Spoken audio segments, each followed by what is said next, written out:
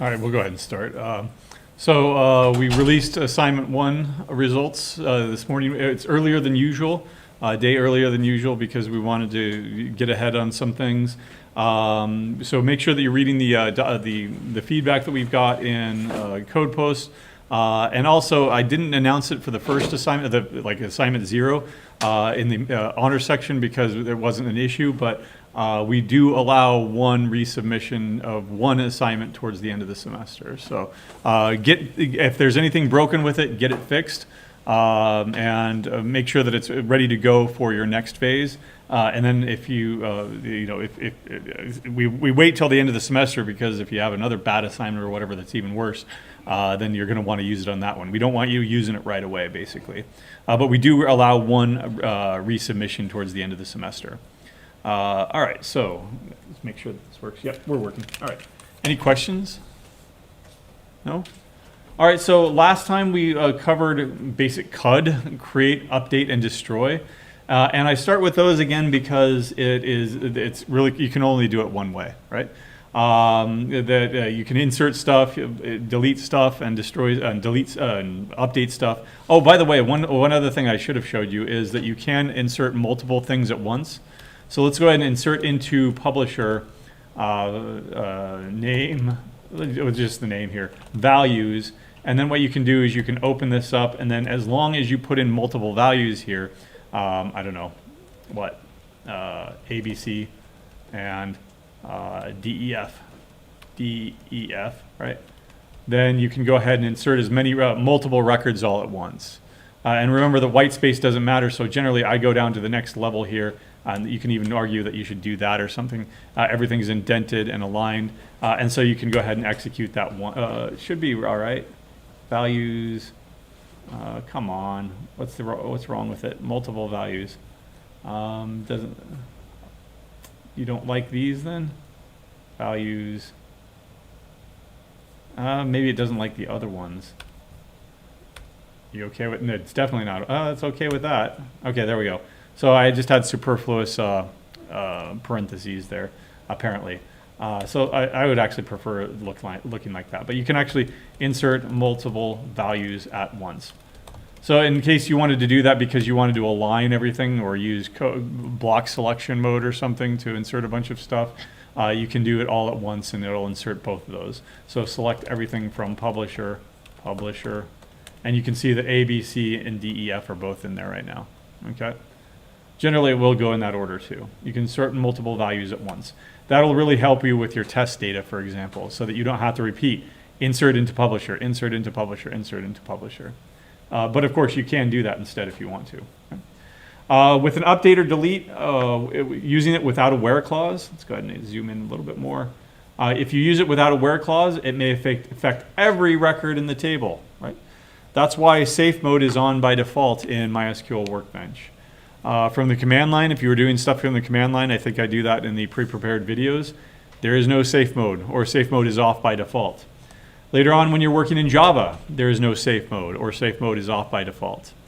So if you run a Java program to clear out your database, that's it, it's gone. Make sure that you have that backed up, or that you were using some test data to begin with, right? If you have a parent-child relationship, remember that the parent-child relationship is from the publisher down to the game. Right? It's a one-to-many relationship.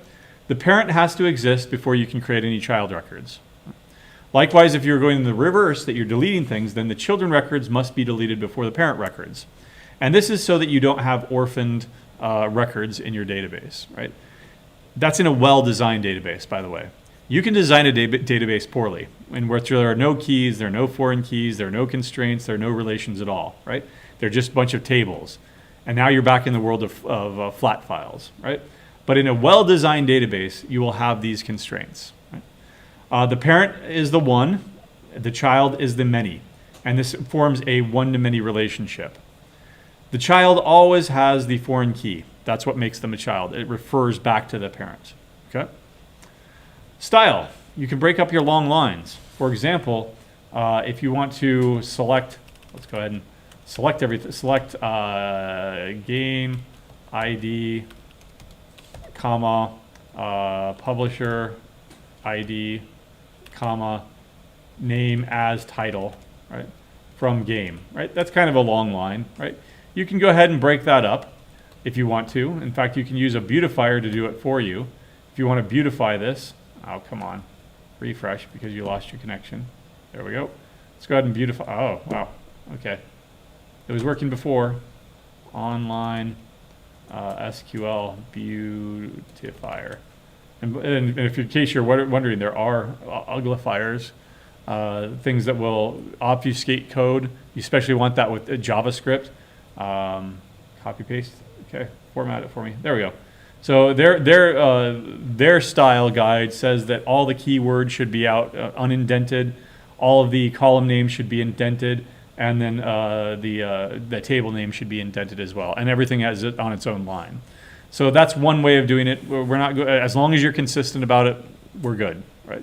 Use whatever style you want. If you want to use an online beautifier, you can. They're finally responded. It has the same as over here, same style over here, right?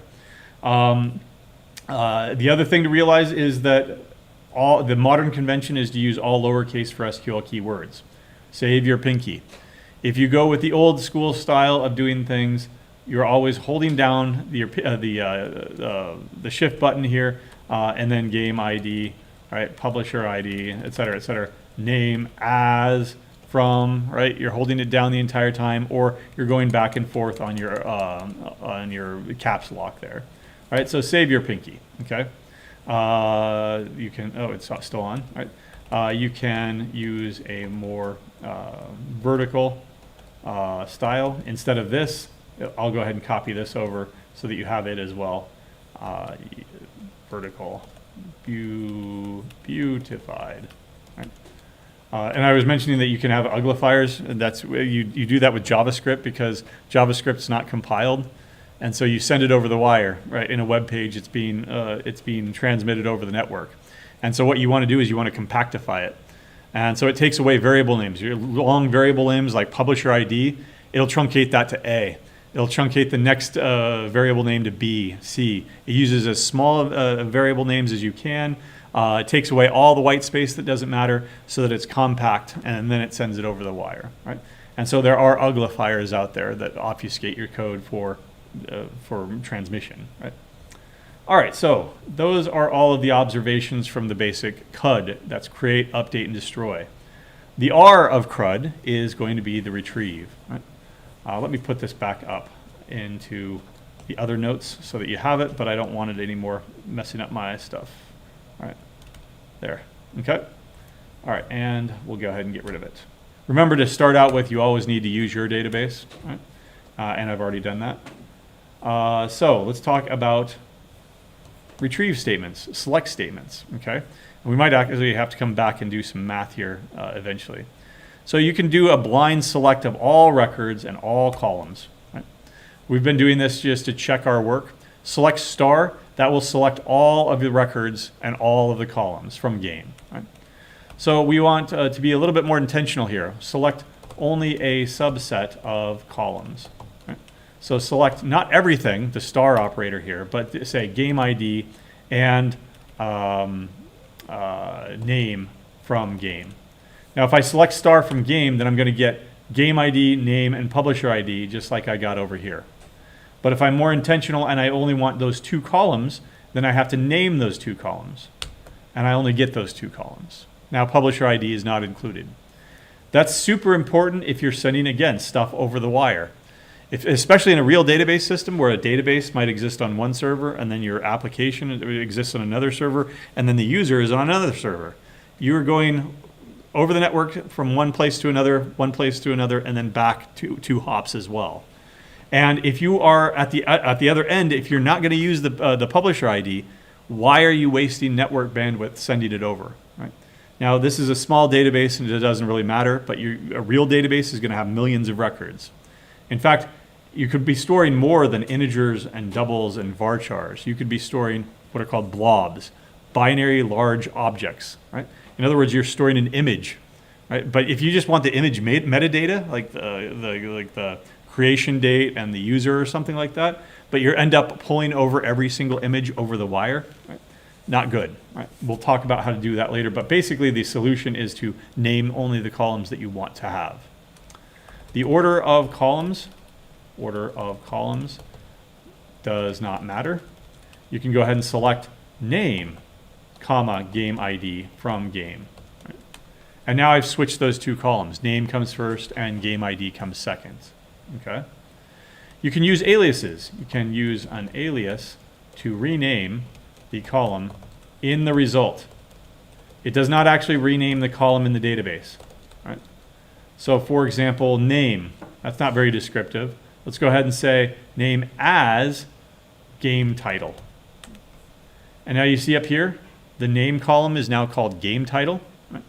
That's going to be coming real handy later on when we combine all this data together. And we've got 3 different name columns, name, name, and name. How do we disambiguate that? By giving it aliases. That's why I designed the data. I would never have done that in real life, by the way. I would have given them better descriptive names. I did that so I could showcase this functionality here. Okay. So you can use an alias, and by the way, it's still not changing the database. If you select everything, it's still named there. It was only aliasing it for the purposes of that query. Right. Okay. All right. Let's see. Aggregate functions.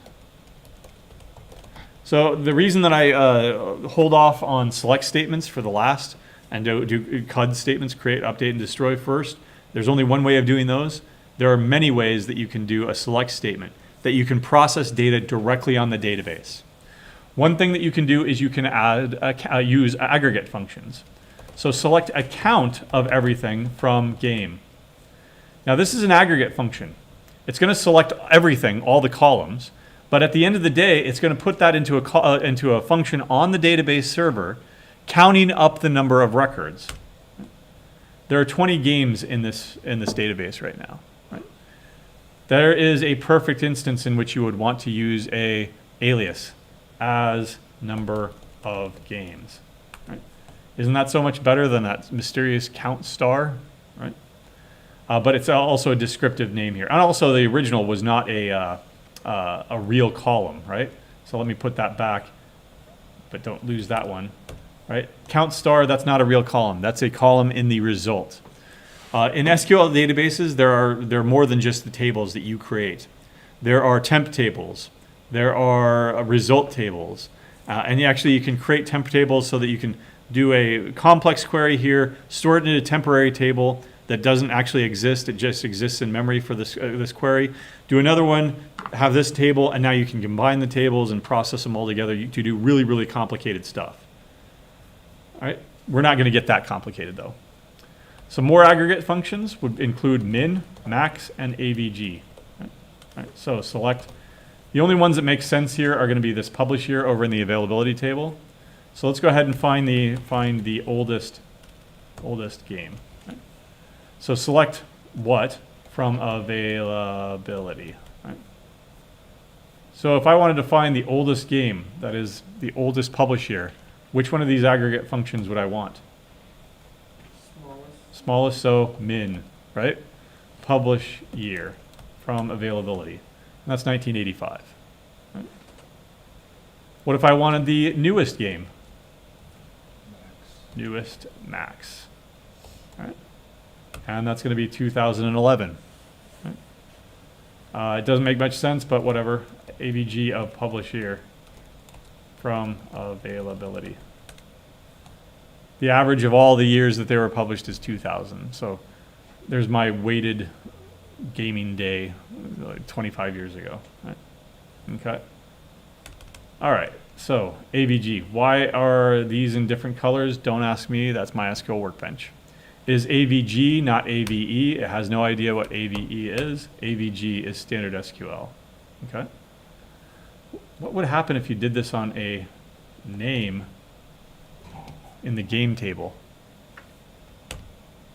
Oh, it works. What does it give you? Lexicographic order. Zelda, right? Or min would end up giving me the minimum is probably contra. Yeah, there it is. Right, contra. Right. So it works lexicographically too. Lexicographically it works. Works. There we go. All right. You can take $1 million database, and Oracle is millions of dollars, right? It's made for major enterprise folks like the university system has an Oracle database across 4 campuses, tens of millions of dollars in cost. But you can turn your $10 million database into a nice calculator. Right? We're using a MariaDB, which is a free database. It's MySQL, basically. That's a clone. So select 8 times 4 minus 1 plus 5 divided by 9. Right. I can do it that. There we go. Right. It's not from any table, right? But you can go ahead and get 31.5556. So if you ever need to do any quick math, you can go ahead and fire up your database and do that. Forget your calculator, right? Use a database instead. But you can use it in combination with queries. So for example, let's go ahead and take that average and let's go ahead and multiply it by 3.5. Right? And now it's 7,000 instead of whatever it was before, 2,000, right? Okay. Or something even more complicated, like the max of publish here. There. What's the average times the max? Just some large number, right? Again, these are just toy examples, but you can do it. Okay. All right. Oh, here's a common mistake. Right. I want to select everything from game. There we go. What did I do? Select everything. Where on your keyboard is that star operator? Shift 8, right? And so if you forget the shift button, you end up with an 8, and it's perfectly fine syntax, but you just get it back a bunch of 8s, right? And you get actually 20 of them, a 1/8 for each game, right? Because you're selecting 8 from those 20 games in that game table. So careful, right? You know your finger is getting tired if that happens, right? You can also do more complex, or you can limit results, I should say. You can limit results using where clauses. We used where clauses with the CUD, the create, update, and destroy, but now you can go ahead and select everything from game where game ID is equal to 7. Right. Zelda 2, The Adventures of Link. Right. You can select everything from game where it's greater than or equal to 7. Right. So I'll get everything from Zelda all the way down to Out of This World. Games 7, 8, 9, all the way up to 20. You can negate things. So everything except for the Link to the Past. Right? And you'll see here that it goes 5, 6, 8 because we're skipping 7 there. Right? So equals, not equals, greater than, and then strictly greater than as well if you want. We'll go ahead and exclude that game and get 8 through 20 there. Okay. Note here, the equals is not the assignment operator, nor is it the equals operator. If this were Java, we would do equals equals, right? If this were Java and you had one equals sign, that would be the assignment operator. SQL is completely different.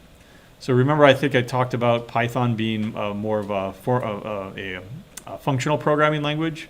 Yes, it has classes; those were added on later. But at its core, it's a functional programming language because it wants you to use list comprehensions. This is kind of this is a subset of functional programming languages called a declarative language. So tell me, if you were in Excel, right? How would you compute the sum of cells A1 through A20? Sum of A1 colon A20. Did you write a loop to do that? Did you declare a total variable and then goes plus equals on each iteration of that loop? Nope. What you did is you declared that this cell has this property here. Right? Now, technically, that is a function or a macro, whatever the case may be, but it's still a functional programming. It's declaring that this thing is, right? That the result query of this is everything from game where game ID is 7. We didn't specify that you have to go out to the game table, iterate over each one until you find the one with 7, and then put that in the results and then return that, right? All we just did was say that this is the result. And so I'm declaring it to be the result. That's why it's called declarative programming. So there is no such thing as an assignment operator. You can have variables, you can have loops. We're not going to cover that stuff though, because it's not cross compatible with a lot of stuff. Right? But you can use compound logic. Right? You can use or and. Right? So select everything from game where game ID is equal to 7 or game ID is less than 3 and game ID is not equal to 2. There. So I'm going to get 1 and 7. Right? Why? Because I said that read it left to right here, but now what happens with this and? Which one has a higher order of precedence, and or? Oh, you're taking 235 right now, aren't you? Is it the V or is it the wedge or the V? Which comes first? The wedge, right? You know what I'm talking about, right? You did math so far in 235, right? That what is an and? It's a V. No, wedge. There we go. That thing, right? What is an or? V. Yeah, just go ahead and flip it over. Do they have the same order? So it's just Left to right, except that which one wins. Same one as in code, the and operator, right? So this is happening first. If it's less than 3 and not equal to 2, right? Or, right? Now you've got me thinking. Disjunction versus conjunction order of operators. Conjunctions and just give me the quick answer, please.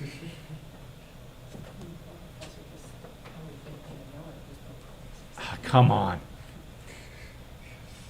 Truth tables, no, I don't want truth tables. Okay. All right, somebody else look that up and tell me, because I'm pretty sure it's the conjunction that has the and has a higher order of precedence. Let's test it. Right? We get 2 out of this. Let's go ahead and change the order of operators like that, and we still get 2 out of it, but that might just because it's a stupid toy example. But anyway, you can always put parentheses to disambiguate it, and that's what you should do anyway, right? Right? It's because it's multiplication. It's Boolean multiplication is the conjunction. And then disjunction. Conjunction, then disjunction, right? Okay, I was right. Yeah, yay. Right, good. And so let's note that higher precedence. There we go. Use parentheses as necessary. Right?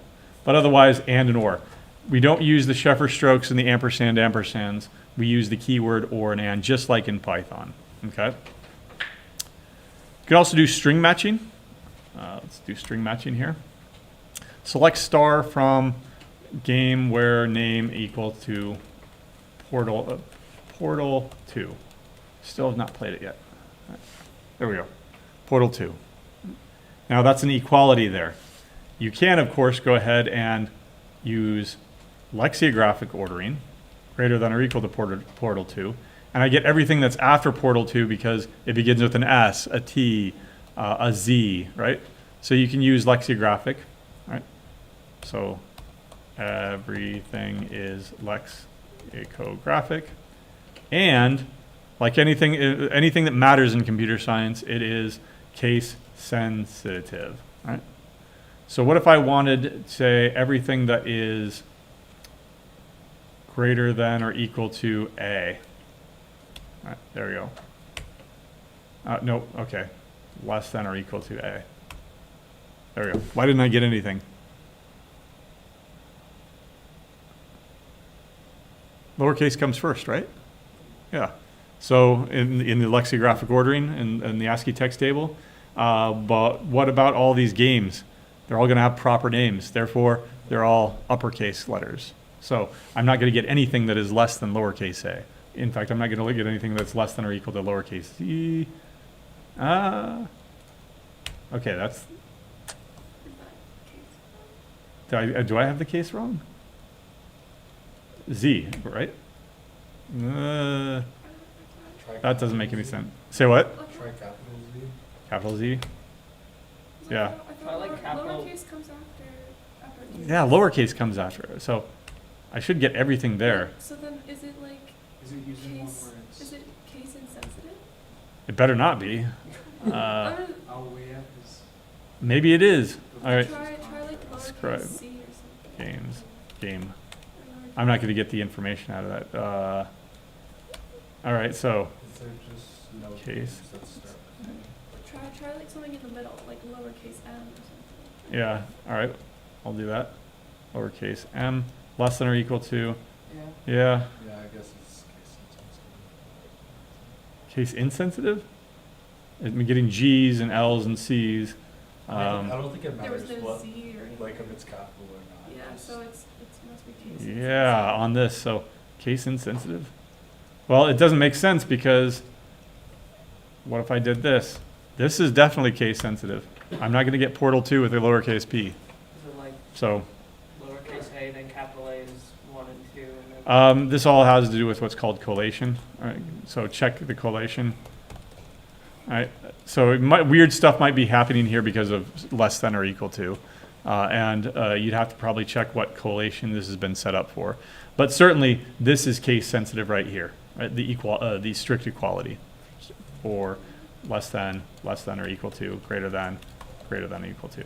That's weird. But anyway, anything that, so you don't have to set your database up to be case sensitive. You can set it up so that by default everything is case insensitive. You generally don't want to do that. Right? It's very bad, right? Because now weird stuff happens, right? Portal 2 is now equal to portal 2 always, right? But everything is generally set up sensibly on the Neuro server, so you won't have to deal with that, right? But you can also do partial string matching, right? And using the wildcard. The string matching wildcard is not the star, that's for columns. For strings, it is the % sign. Right? But you have to use it with the like clauses. So select everything from game where name equals a capital G followed by anything. So I should be getting my GTA games 1, 2, 3, and 4. But I'm not going to do that because this is a strict equality here. Right? It's actually asking, do you have any games with a capital G followed by the % sign for some reason? Right? So you have to change this to a like clause. Right? And now it'll do fuzzy matching. So anything that begins with a capital G, GTA 1 through 4. Right? You can use it in combinations. So anything with, I don't know, a lowercase e in it, right? Any number of characters, as long as there's a lowercase e and a % sign after it, right? And now I'm going to get a lot of stuff because that's the most common vowel, right? Or maybe a is, I'm not sure. Now, is this case sensitive? That's a good question. It is, right? Capital E, I'm not getting any game, so I'm getting a different result there, right? So it is case sensitive. It is case sensitive, right? for that example, like you have contra, if you did capital C, would it show up or not because there's no characters? Good question. So C, with the wild cards on both sides, Yeah. right? Yes, it will because it'll match 0 or more characters, right? So the % matches 0 or more of any characters. Right? Now, if you wanted to, you can use the single character wildcard is going to be the underscore. Right? So select everything from game where, say that we had name is like anything that begins with any character followed by H, and then followed by any number of characters after that. That means that H has to be exactly the second letter. Right? Do we have any like that? No, we don't. Uppercase T. T? All right. I'm going to get the GTAs again. Or Contra O. There we go. I'm getting more there. That's more interesting because I'm getting Contra, Portal, Portal 2, and Tomb Raider now. Right? So I like that, actually. I'm going to use that from now on. Right? Let's see. So that's a single character wildcard. Is there anything with 2 characters followed by the lowercase o followed by anything? And no, unfortunately. But you can use any combination thereof. If it's 2 or 3 or whatever, you just be careful because there are no spaces in between. Spaces do count as characters. Right? That's the single wildcard, and then you can do any combination of them, okay? All right, any questions so far? No? Again, all of these require a like, otherwise you'd be asking literally, is there a game that's named underscore lowercase o %? And that doesn't make any sense. Right? Hopefully it doesn't make any sense. So as we said before, ordering generally doesn't matter on columns, nor does it matter for rows, right? We already saw how you can rearrange the columns, so let's see how you can rearrange the rows. Select everything from game, order by name, right? Now what's at the top? Contra. What's at the bottom? Zelda. Right? That tells you that ascending is the default, right? Lexicographic or otherwise. So for example, if I wanted to select it and order it by game ID, then I'll get the usual order, 1, 2, 3, 4, 5, all the way up to 20. If I wanted to order it by publisher ID, then I'm getting the ones all together, 5, all the way up to 13. Okay. You can reverse it into descending using desc, right? So select everything from game, order by name, descending, desc. And now Zelda's at the top and Contra's at the bottom. Okay. All right. You can do a combination of columns. So for example, let's go ahead and select everything from game, order by that publisher ID, ascending, right? That if you want to explicitly do it, you can go ASC there. Ascending order, then by, in fact, I think you can use, let's try it, then by name descending. Can you, no, you can't do that. That's stupid. It was highlighting it in blue, so I thought, oh, maybe you can. No, you can't. It's just a comma here, right? Order by, the one order by, but then column, order, comma, column, order. Now, what is that going to get us? All of the publishers have been grouped together, right? And in descending order. 1, 1, 5, 5, 5. But within a publisher, the names have been ordered in reverse. So X-Wing versus TIE Fighter at the top, and Lego Star Wars at the bottom. For Nintendo here, Zelda is at the top, and Legend of Zelda is at the bottom. Right? Tomb Raider comes before Mega Man 4. Right? By the way, they don't have the same publisher. One is Eidos and one is Capcom. I think the mistake was in there intentionally. I meant to use that as an example for update, but we didn't. We updated other stuff. Okay. All right, so there's our ascending and descending. You can use the keyword. By the way, that's just for the purposes of the query. How it's being stored in the database, you have no control over that. It's storing it in an efficient manner, probably using a bunch of B trees. So it's not even storing it in a list or anything like that. Right? It's storing it in some fast data structure for fast lookup. Right? You can use the distinct keyword to get unique results.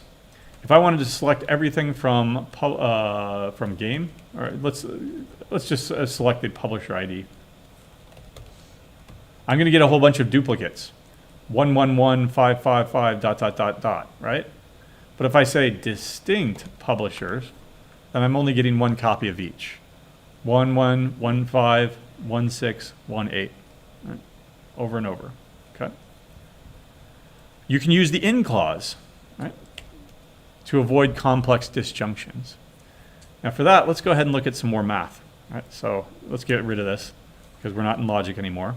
Let's do some math. So you understood those symbols, so I assume that you've gone through logic in 235 already. Have you started set theory yet? No? Okay. We're supposed to. What does that mean? We're very far behind in the Oh. first section. Like a week or more. Oh, okay. That's all right. I guess in the main section they said that they just started it today. So here's some basic set theory. Why am I going to start on basic set theory? Because that's what relational database management systems are. They're just a bunch of sets.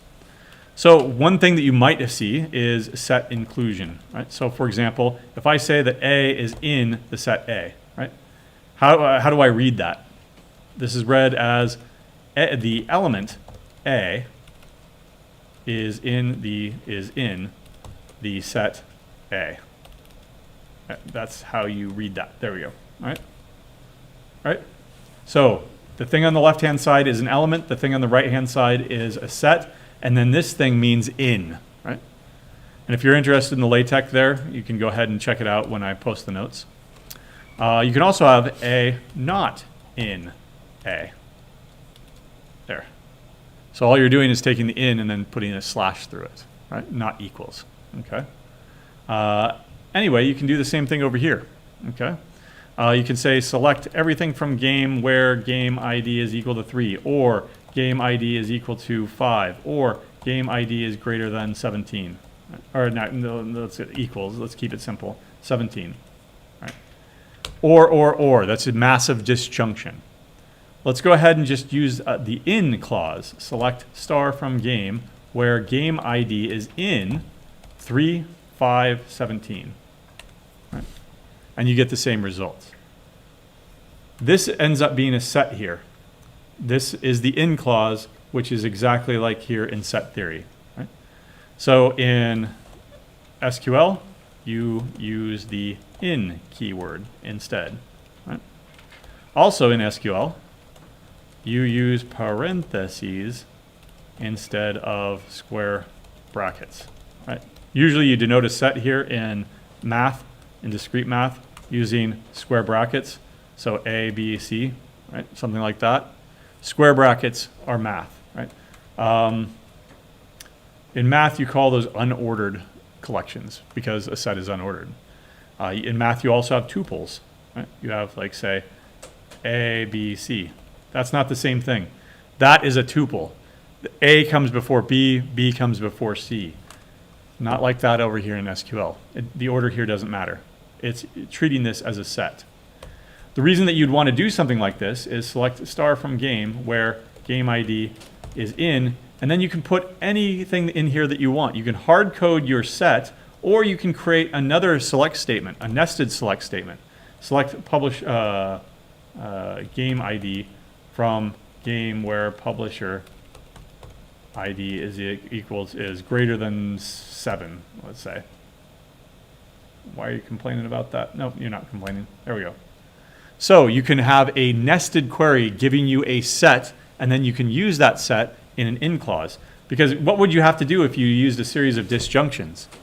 You'd have to hard code it. This or that or that or that. But an in clause allows you to have a dynamic collection over here. Right? All right, let's see. Any questions so far? No? Then let's do some more math. Right? So that's set inclusion. Right? What about the following? Suppose you have two sets. Right? Say I'll just grab that same one there, ABC, and B is equal to 1, 2. There we go. Then the Cartesian product, or cross product, right, is defined as A times B is what it is in LaTeX there. A times B. Have you seen that before? All right. That's going to be all pairs. Remember that this is a tuple. It's a pair. It's a special kind of pair. A, B, such that A is in A and B is in B. All right. So you're going to take every, and I should put a V in there. Wedge, sorry. All right, there. So A is going to be in A and B is going to be in B. So if I took these two sets, what would A times B end up being in this particular case? A times B is equal to a set of pairs of tuples. And in this case, it's going to be A matched with 1, A matched with 2, B matched with 1, B matched with 2, C matched with 1, C matched with 2. Get them all? All right. Have you talked about this yet?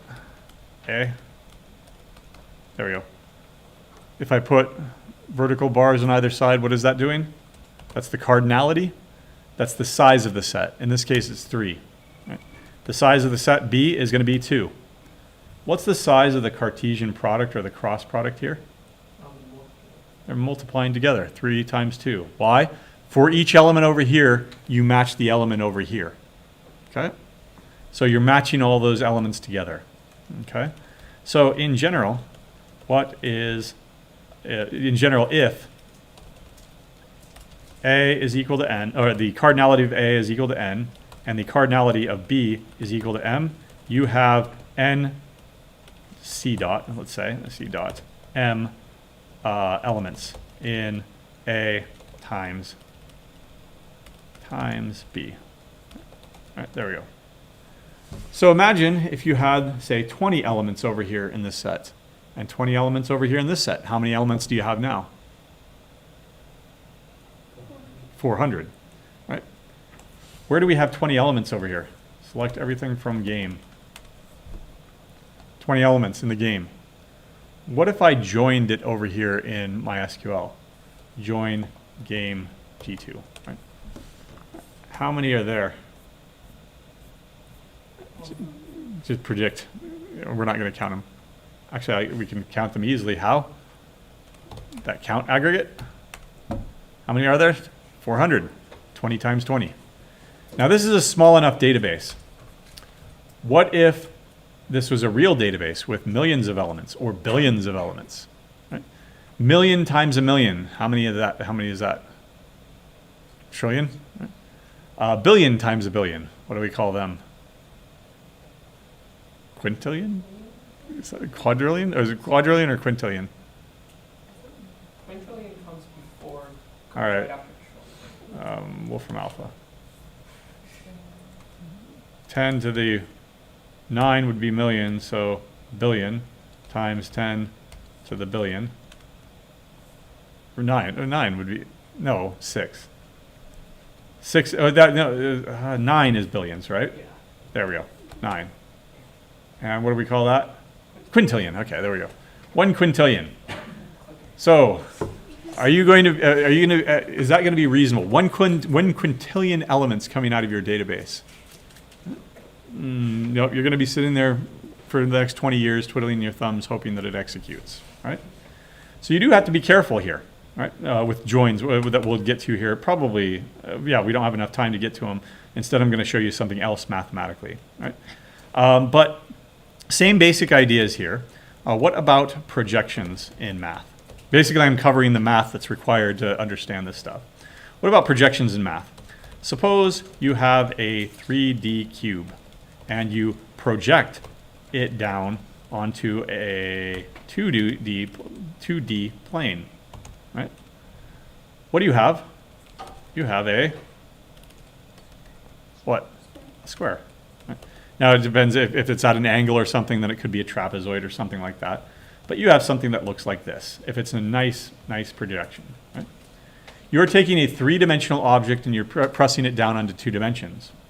What happens when you do that, right? You're taking something with an X, Y, and Z axis, or coordinates, and you are, here, let's right arrow, and you're creating something with only 2 dimensions. So what happened to that 3rd dimension? What happened to the height of that cube? Got squished. We can use that squishing to do some processing, data processing. Let's take a look at an example here. Right? I've got a 3-dimensional object, a table. It has 3 dimensions because it has a title, an author, and the number of copies. I'm going to project this down onto 2 dimensions. Because what I want to do is I want to determine how many copies of Norman Mailer books do we have. For Naked and the Dead, we have 10. For Barbary Shore, we have 3, so a total of 13.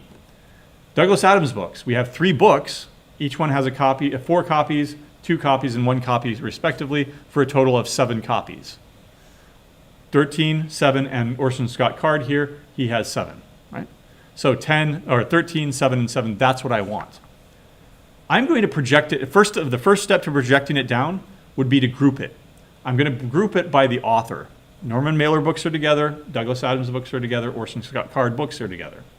Then I'm going to project it and aggregate it so that I'm taking the sum of 10 and 3, and that's my result here for Norman Mailer. Right? I'm taking the sum of all the Douglas Adams books, and that's my result for Douglas Adams. Right? How does that work over here? Right? So data projection. If I just select everything out of game, then all of the publisher IDs are all over the place. What if I were to order it by that? I would get something like this, but like we got before. But that doesn't work for data projections. Instead, what you have to do is you have to group by publisher ID. Now, if I don't have anything else, I get weird results here. I get Lego Star Wars, and it was published by LucasArts, who has an ID of 1. Legend of Zelda, that's Nintendo, ID of 5, right? So each publisher is only appearing once here, right? It's kind of like here where each author only appeared once, but I don't have this other dimension here from the squishing of those dimensions down. So I need to add an aggregate here. Select publisher ID, comma, count of star, grouping them by their publisher ID. And now I get exactly what I want. Publisher ID 1, now I forget who they are, they have 3 games. Nintendo, publisher ID of 5, they have 5 games. Let's go back and just select everything from publisher. Publisher. All right. Sorry, not publisher, game. All right. If I were to manually order this stuff here, 1, there are 3 games, 1, 2, 3.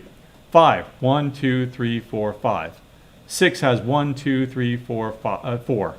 8 has 2, 10 has 2, and then 13 down here all by itself is Out of This World by, I forget who it was. It was actually just 2 guys that did it. Right? I don't know if they had a publishing company. But when I combine all those things, now I get those aggregates, just like I did over here with the books. Right? That I'm grouping them and then I'm using that crushed dimension to get more data out of it. And here's another perfect example of where you would want to use an alias as number of titles. Right? So whoever this publisher ID is, 1, they have 3 titles. Whoever this publisher ID of 5, they have 5 titles, etc. 2 problems with this. Does this give me enough information to tell who these publishers are? I'd have to what? Go over to this table. Right? In other words, I'd have to join them together, combine them. Right? Another problem. What other problem? Oh yeah, well, the other problem is, what about all those publishers with no games? Right? There are some publishers with no games. Select everything from from publisher. For example, Atari. I don't think that they've published any games in this database. I want them to appear over here though. I want to see them here represented, but with 0 there. Right? How am I going to solve both of those issues? Both of those issues will be solved by something called the Cartesian product, the cross product. Or in SQL, we call this a join. In SQL, these are called joins. Right? Okay? But you don't want to just join anything together. Right? You don't want a blind Cartesian product because, like we said, 1 million records times 1 million records is 1 trillion records. Right? And also, it doesn't make any sense. If you just join things together, you get stuff that is weird. Like we saw before, let's take a look at that now. Select everything from game, join game, G2. Right? We're getting GTA 4 published by publisher ID 6, which is correct, but we're getting duplicate information here. Why? Because when you have things in 2 sets, AA, you're going to have a pair, AA.